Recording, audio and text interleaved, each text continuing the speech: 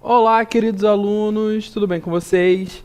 Eu sou o professor Ian Souto, daquele que é o melhor componente, o componente de História. Vamos à nossa aula de número 11. Aula de número 11, revisão. Então, agora esse é o momento que você separa aí seu caderninho, né, suas canetinhas coloridas, tome nota dos pontos importantes. Vamos à aula.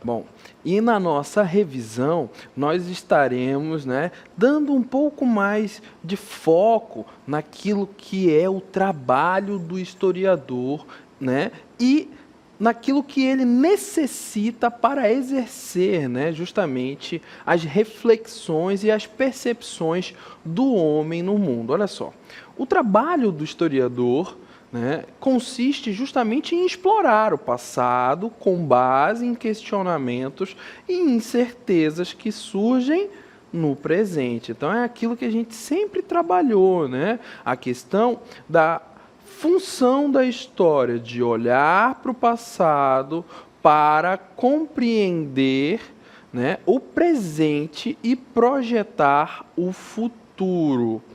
Bom, então o trabalho do historiador, ele lida justamente, com esses questionamentos e as incertezas que surgem no presente, então ele se volta ao passado para responder esses questionamentos do presente e fazer projeções do futuro. Bom, como detetives, do passado, os historiadores e a história conseguem descobrir o que aconteceu antigamente. Bom, se formos pensarmos nisso, veremos que as pessoas, ao longo de suas vidas, deixam o quê? Pistas do que fizeram e pensaram. É como se deixassem um mapa secreto para nos ajudar a entender como era antes. E isso, teoricamente, na verdade, teoricamente não, tá? Corrigindo. Esses materiais e esses vestígios do passado, a história considera como fontes. Então, os pesquisadores, os historiadores vão se debruçar, estudar em cima das fontes, que são esses vestígios do passado que nós, seres humanos, o homem, produz. Vamos ao texto. As pessoas tiram fotos, escrevem cartas, leem livros, ouvem músicas, criam objetos, pintam telas, constroem edifícios e fazem muitas outras coisas que podem durar por milhares de anos. Então, quando o historiador usa essas evidências deixadas pelas pessoas em suas pesquisas, esses vestígios, do passado recebem o nome de fontes históricas, como aquelas que iremos ver agora. Aqui no quadro, fotos, documentos, sejam eles escritos ou orais, jornais. Tudo isso vai ser visto pela história como uma fonte para o quê? Para entender e compreender as sociedades no passado. É importante, estarmos atentos que esse passado, ele pode ser um passado de ontem, de uma hora atrás, ou até mesmo de milênios atrás. O passado é o passado, Então a história, ela sempre está ali convivendo com os tempos históricos e principalmente para compreender o ser humano, nesse passado e dentro desse contexto, a história se debruça em cima das fontes históricas.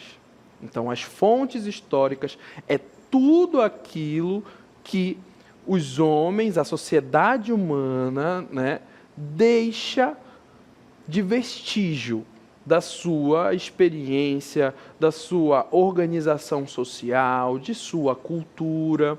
Então, ficou claro, para você, querido aluno, que as fontes históricas estão ligadas, né, à vivência humana, e que ela pode ser desde um documento oficial assinado pelo presidente da República até, né, uma singela carta de amor entre dois, né, apaixonados. Vamos seguindo. As fontes históricas são como pistas do passado. As cartas, os objetos, né? E os historiadores utilizam justamente dessas fontes para entender o que aconteceu no passado. Essas pistas ajudam justamente o quê? A montar esse quebra-cabeça da história. E agora nós vamos ver, né, também outros exemplos de objetos que vão aparecer aqui no cenário junto com o professor. Olha só, eu acredito que a maioria de vocês nem reconhece alguns, como uma máquina de datilografia, né, um vaso antigo ou até mesmo uma urna funerária, né, lá que era utilizada lá no Egito Antigo. Então, você percebe o quê? Que a história, ela utiliza, né, desses elementos que vão sendo deixados, né, como vestígio para justamente compreender os seres humanos em determinados contextos. Imagina só, né, que eu adentre aí na sua sala de aula, no seu quarto, na sua casa. Eu vou encontrar uma série de elementos que vão trazer informações sobre você, sua família, né? Então, nada mais é que o trabalho do historiador é justamente quase que de um detetive mesmo, de analisar esses elementos, essas fontes históricas, para entender e compreender os seres humanos, né, que vivem em diversas sociedades e diversos contextos. Vamos seguindo. As fontes históricas podem ser classificadas em dois principais tipos. Olha só, é importante tomar nota, hein? Em fontes primárias e fontes secundárias. Vamos identificar o que são as fontes primárias ou diretas.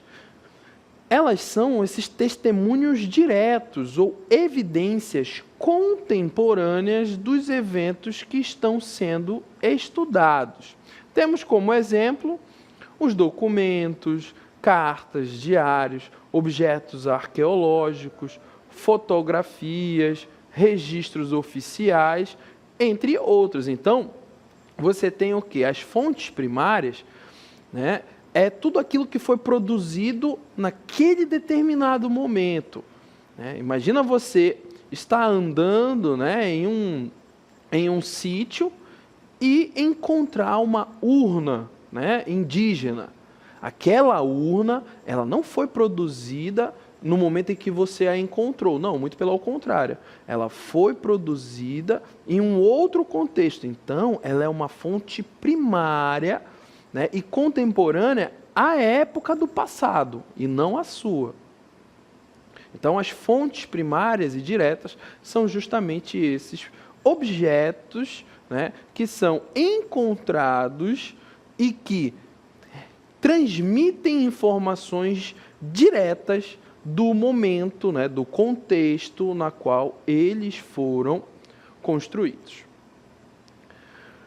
Eles oferecem, né, uma visão imediata e próxima dos eventos históricos. E assim como as fontes primárias diretas, nós temos as fontes secundárias, indiretas, que são o quê, professor? São interpretações, análises ou relatos feitos após os eventos em questão. E essas fontes secundárias incluem livros, artigos acadêmicos, documentários e outros materiais que apresentam uma análise mais distante do tempo. Então, uma fonte secundária, justamente, imagina que você pega um jornal, né? E esse jornal está se relatando a um evento que ocorreu há 200 anos atrás. Ele é uma fonte secundária, pois ele está falando não de um evento que ocorreu no seu tempo, mas sim do passado. Está trazendo uma análise, uma reflexão, né? E essas fontes secundárias, elas se baseiam justamente onde? Nas fontes primárias, né? E oferecem uma perspectiva mais contextualizada e abrangente. Então, a fonte, né, primária oferece uma visão direta do momento em que ela foi produzida. Já a secundária, né, é uma reflexão, é uma produção em cima da fonte primária, é uma reflexão. Eu vou refletir o que aquela fonte primária, né, nos trouxe como informação de um determinado contexto. Se liga nessa. Antigamente, quando os historiadores estavam estudando, né, sobre o passado, sobre coisas antigas, eles não tinham fontes diferentes como as de hoje em dia.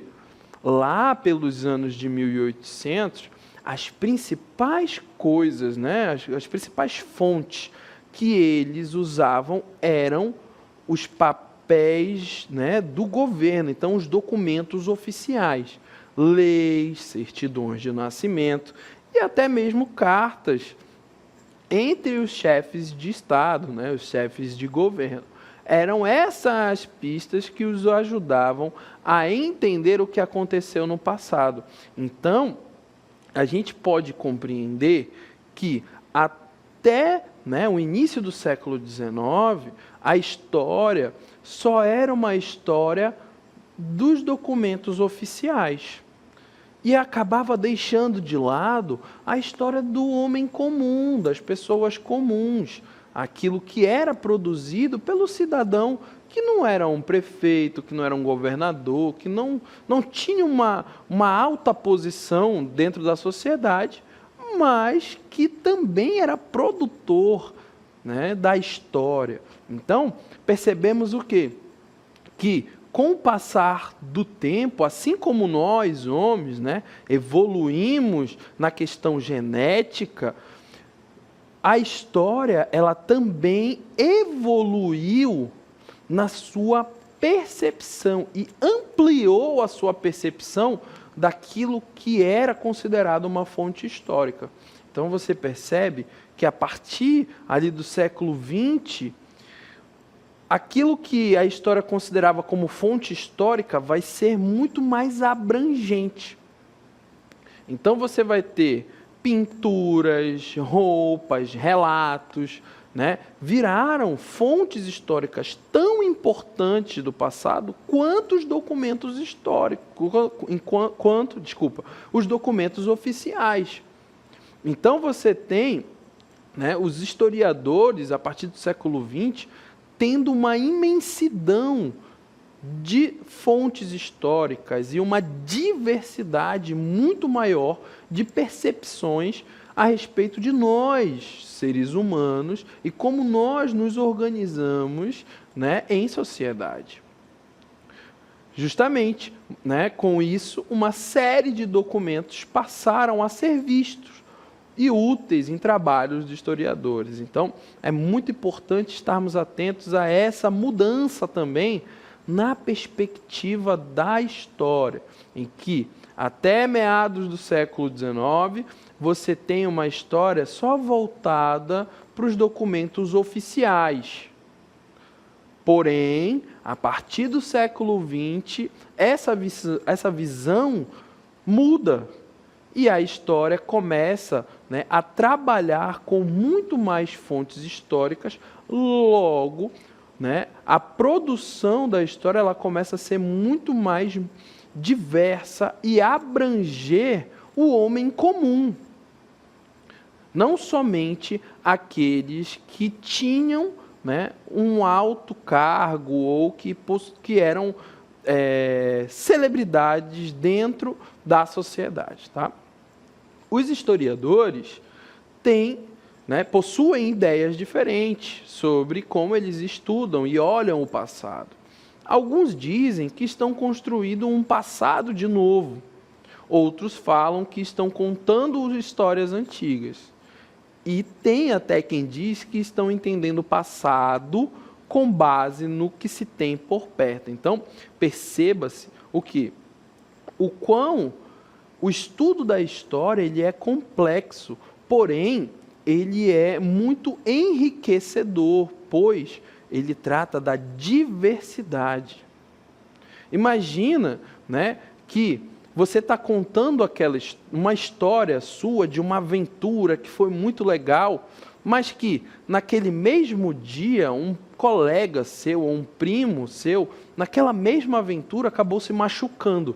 Então, para você, na sua perspectiva, a sua história é muito legal, traz memórias incríveis. Enquanto que a do seu colega ou da sua pessoa próxima, que também viveu aquela experiência, foi algo muito ruim, pois ele se machucou. Então você percebe o quê?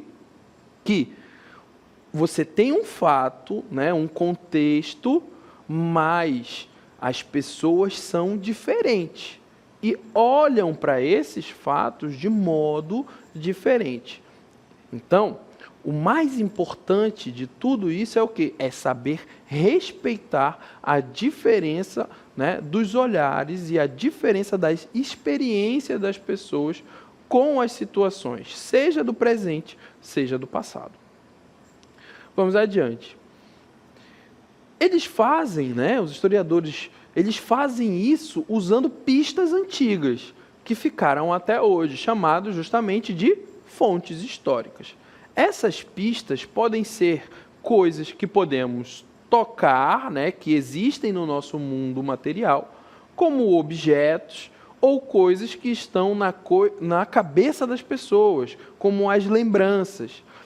E isso, né, para essas fontes, para essas diferentes fontes, nós temos duas nomenclaturas: fontes materiais e fontes imateriais. E aí você me pergunta, professor, eu não entendi muito bem.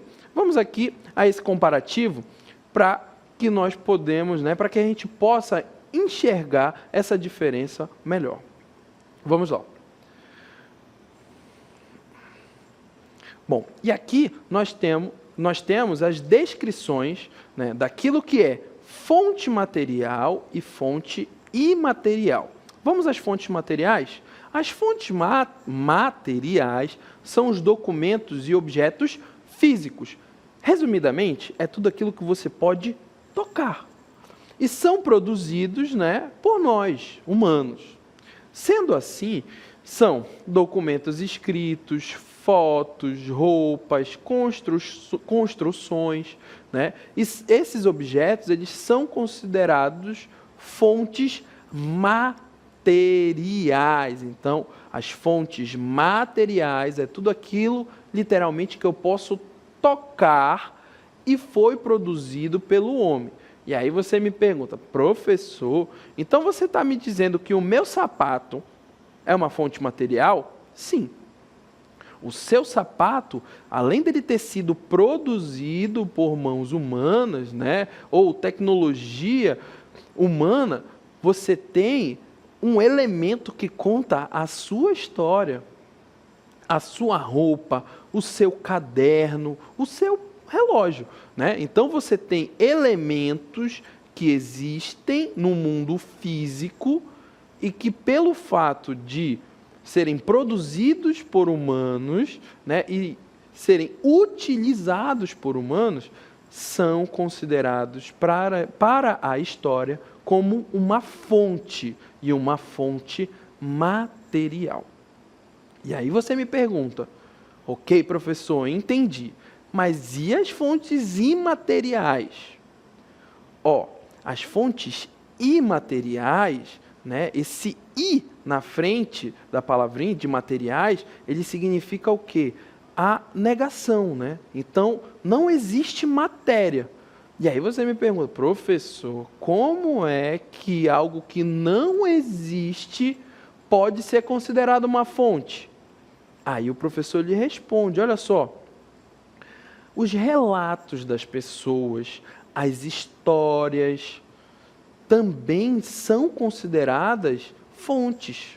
Afinal de contas, a história, né, o estudo da história, ele não está voltado somente para aquilo que existe no mundo material, mas também na crença, nas religiões, ou simplesmente, né, nas histórias fantásticas. Então você tem tudo aquilo que compõe o ser humano como objeto de estudo da história. Seja o físico produzido e que existe, a fonte material, seja o pensar, né? Seja a oralidade, as histórias contadas, a mitologia, as lendas. Então, isso tudo faz parte da história, né? Pois é a tentativa de compreendermos como nós, seres humanos, né, convivemos em sociedade e como nós, seres humanos, pensamos, agimos, né, e tudo aquilo que é de fato importante para compreender nós, seres humanos, o homem em sociedade. Vamos adiante. As fontes ou pistas do passado podem ser divididas também em mais dois tipos, que são as propositais, as voluntárias, que são algumas pistas que foram criadas de propósito.